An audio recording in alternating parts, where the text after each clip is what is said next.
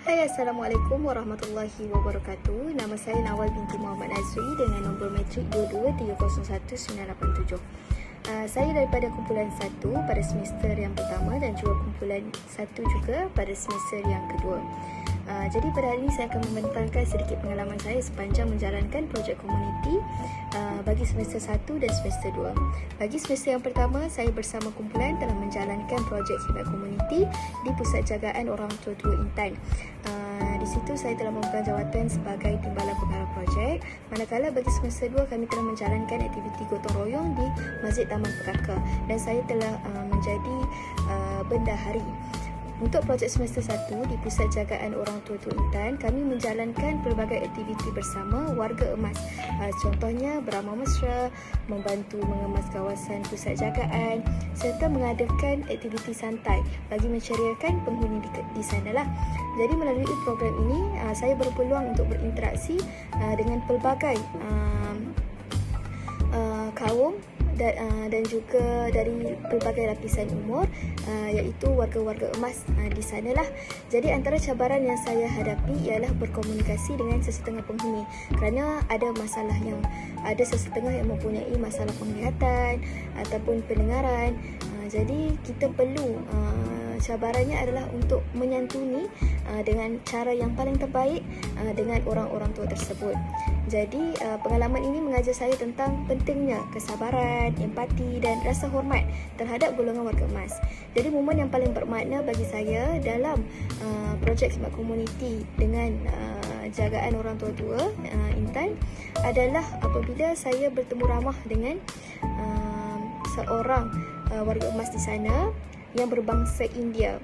Maka beliau adalah merupakan seorang bekas pensyarah dan beliau banyak menceritakan pengalaman-pengalaman dan juga nasihat kepada saya sebagai orang muda yang masih bertatih dalam mencari hala tuju kehidupan.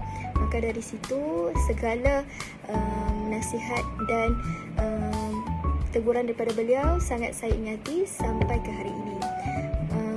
Bagi semester 2 pula, saya telah menjalani aktiviti gotong royong di Masjid Taman Pekaka.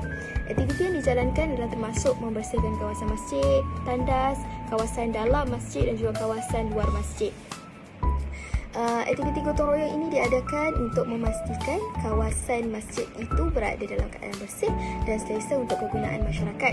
Kerana Masjid Taman Pekaka ini secara umumnya adalah merupakan masjid yang sangat bersih dan juga mempunyai 2 tingkat dan sangat besar.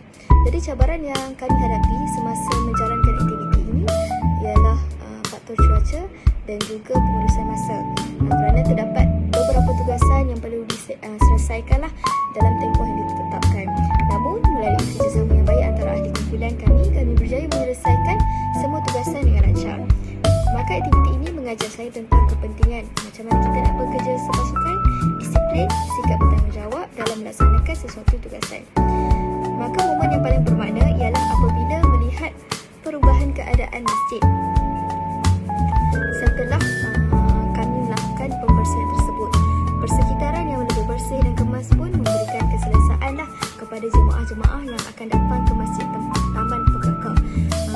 Dan kami juga turut dibantu oleh para jemaah dan juga AJK masjid yang sudi memberikan panduan kepada kami tentang pembersihan di sekitar Masjid Taman Pekaka. Dari segi manfaat kepada komuniti, projek di Pusat Jagaan Orang Tua Intan ini telah memberikan sokongan moral dan keceriaan kepada warga emas, manakala projek gotong royong di Masjid Taman Pekaka ini membantu menyediakan suasana dan persekitaran yang lebih kondusif dan selesa kepada para jemaah dan juga orang awam yang berkunjung dan menziarahi Masjid Taman Pekaka.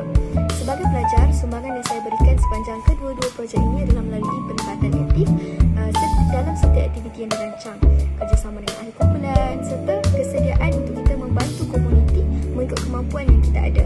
Projek-projek ini juga membolehkan saya mengaplikasikan nilai-nilai yang terkandung dalam silibus St. John Ambulance Malaysia. Contohnya seperti khidmat masyarakat, semangat sukarelawan,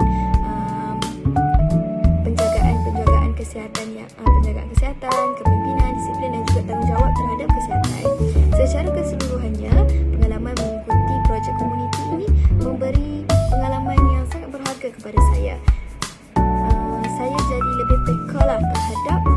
masyarakat untuk menghargai nilai-nilai kemanusiaan sesama